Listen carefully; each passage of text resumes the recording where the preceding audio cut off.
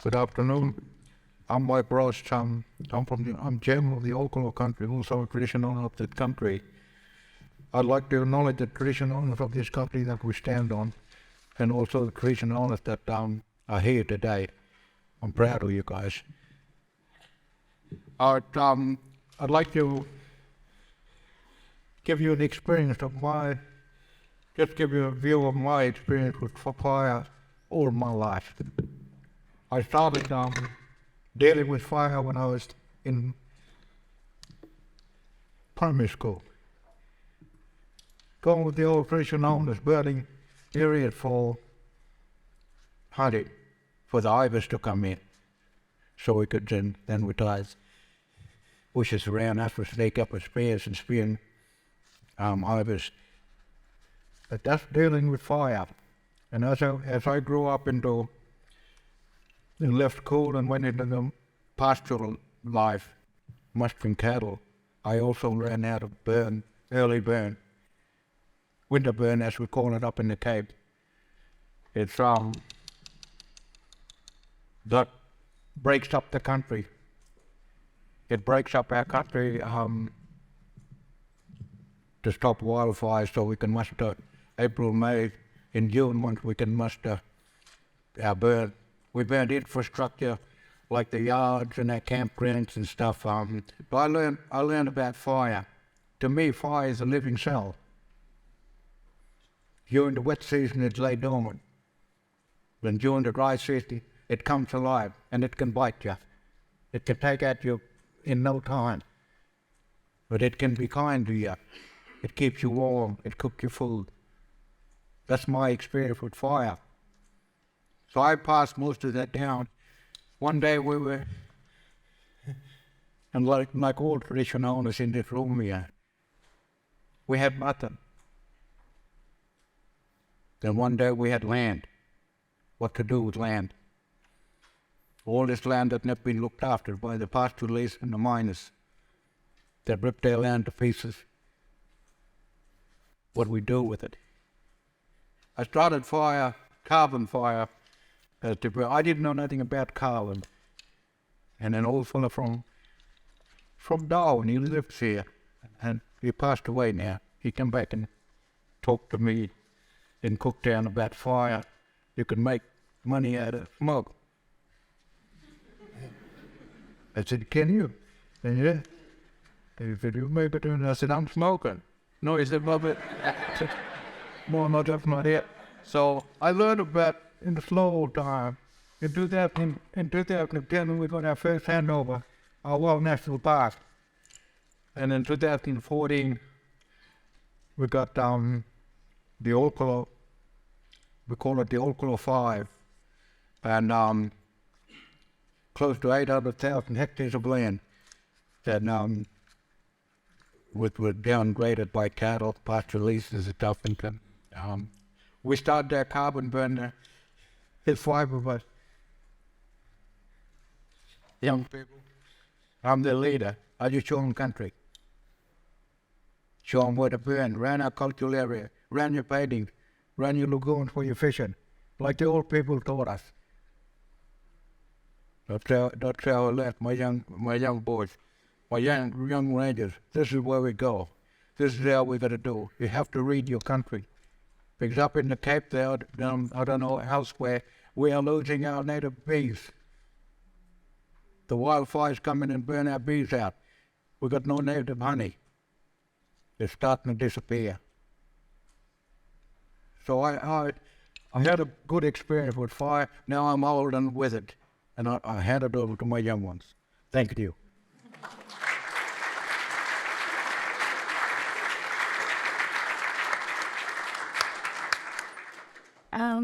Again, I'd like to thank everyone for having us on your country, all my countrymen and everyone that's here. I brought on a whole heap of our rangers. We've left some at home, but we brought most of them with us. So this is Olkola Nation. So as you can see, and as Olkola said, it's just under 1 million hectares of land that we manage. There's different tenures, different tribal groups, and we've got national parks struck in the middle of this. So over the years, we have improved our fire methodologies. We have employed a lot more rangers, and we've also been able to learn from our mistakes. So prior to Olkola taking over the lands, we basically had wildfires. It was a season. It was every 3 years. We had this continual thing that was happening across Cape York. You'd have one good year where you wouldn't burn, the next year you'd half burn, and then you'd burn black. And so what we've at Olkola have tried to do is break that cycle through training, through infrastructure protection, through cultural protection, but basically is being out on country and accessing all of the areas that we've got. So in 2016 was the worst year. It was my first year as the CEO. We had 4 part-time rangers. We had no equipment. We basically had very limited resources across the board. We had very little help. So as you can see from this, we basically lost all of country. So this was a learning lesson for me as a new CEO and working with my uncle and my cousins. And every year we've tried to make that little change to make it just that little bit better. So our response to burning and having all of our land lost, and we lost all of our accus, which means a downturn in our income at that stage, was appropriate staff training. We invest so much into our staff now, and whether it be comfortable accommodation out on country now, so that when they come back from fighting fire, they can rest and they can recoup before they go back out again, because they can travel across the whole of Olkola Nation fighting fires. So that can take them days at either end, or we can have simultaneous fires going where they can be burning at the bottom end of our country and it can be burning at the top, and we'll have to split our teams and move them around. So fire for us is a living beast, and it can come from anywhere. We've been able to manage our wildfires that are inside of our areas, but we are constantly being burnt out by our neighbours, and that is through arson, piggery, all the things that everyone else has talked about. So equipment, we invested in equipment. So the money that we make off our accus that we put back into our corporation, we've bought graders to be able to open up country so that we can get to places a lot quicker. We've bought more machinery, we've bought more quad bikes, and everything that we can sort of be able to get around and access everything a lot faster. And it's been really important for us to do that. So that was one of the big things we invested back into staff and equipment. And then with all things, when it comes to carbon, there's organisational changes, and it means bringing your board up to speed with what your processes are and explaining to them that how you spend the money that you're getting in from your carbon and how that all works. But before I get into that, I might just hand over to my rangers and they can give you a bit of an idea of what happened in 2021. We had 10% of our country vote, and that's pretty good for us, like given that we've got multiple fires coming in from other areas and things like that. So we now, as I said, we started in 2010, 2014 with 4 part-time rangers, and they never had any job security. Today we have a force of just over 12, all full-time employed. They age from 16 as our youngest ranger, and Uncle Richard's 74, 75. Ranger on base is 74. So it's a cultural sharing, the way of the old, bringing in the new as well. So I'll hand over to the guys and they can give you a bit of an experience of what our last year was like.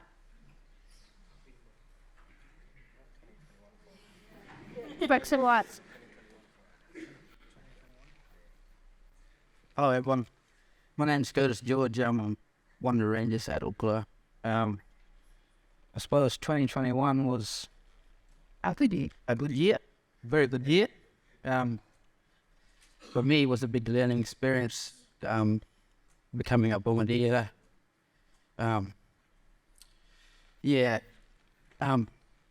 a bombardier was a bit difficult at first, but bringing the old ways in, just trying to mix both ways, a new way and the old way, flying around. A lot of experience and seeing a lot of country, seeing your country better from places we can't get into a vehicle, so it's easier with a helicopter. Looking after our sacred sites, burning them in a certain way. That's it.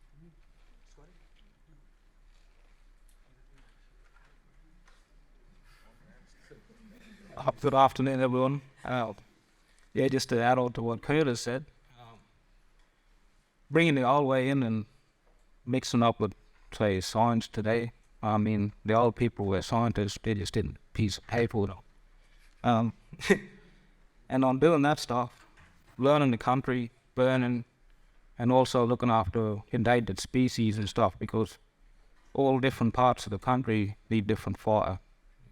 Some areas need a hot fire, some areas that don't need fire at all. And there's work in getting the balance back in the land. You know, you shouldn't be, in my experience, you should just light a fire. You shouldn't be going back and fighting it at the end of the year. At the end of the year, you should be cool. That's my experience. Yeah.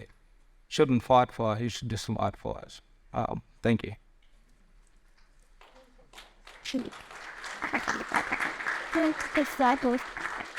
The bucket and shit. Beautiful.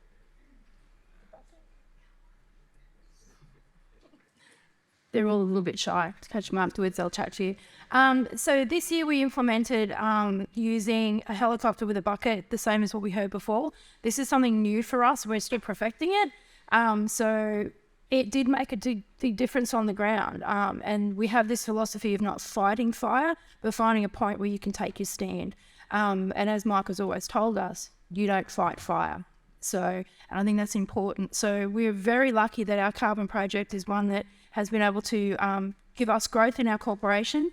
It has given us growth in our employment of all of our Olkola people. We have 98% Olkola traditional owners working on country and in the office and everywhere else that we are. So we have 4 different range bases or 4 different homesteads that we manage as well. And in all, I can say that each year we get better and better at what we're doing, and our partnerships that we've brought along with us as well have done some amazing work. Rowan, we did some prediction mapping with modelling and things like that over the years. We've worked with bush heritage and places like that, people like that, to help with our fires when it comes to our endangered species over at our well. So we have grown, and we've still got a long way to go, but I think that it's only up from here, and we've learnt quite a bit today from a couple of the other ranges around drones and things like that that we will start implementing next year. So if anyone else has got anything to say. Just one thing. That's one thing I'd like to say. It makes me feel good to sit up there and see a lot of young people taking the lead, the front row of managing your land and fire. It doesn't know how proud I feel for all you young people, all you rangers, Indigenous rangers that are taking the lead. Thanking you.